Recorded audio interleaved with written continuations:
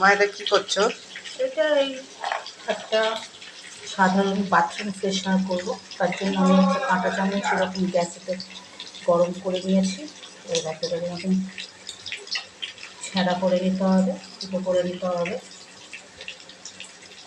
যতটা পারবো এরকমভাবে ডিপ ফুটোগুলো করে নেবো, ঠিক আছে?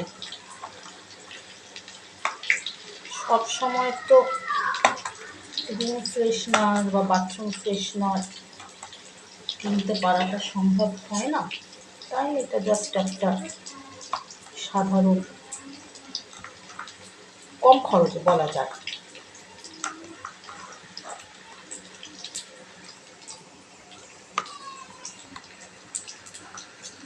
এরকম করে ফুটো করে নিলাম, হয়ে গেল।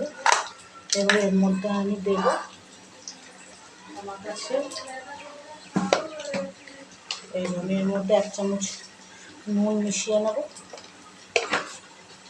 তারপরে আমি যে কোনো একটা শ্যাম্পুর পাতা নিয়ে নিচ্ছি। আমার বন্ধুরা চাইলে যে কোনো শ্যাম্পু নিতে পারে, বা জামা কাপড়ের যে ফ্যাব্রিক কন্ডিশনার থাকে সফটনার, সেটাও নিতে পারে। এবার এটাকে জাস্ট এরকম করে স্মুথভাবে মিশিয়ে নিচ্ছি।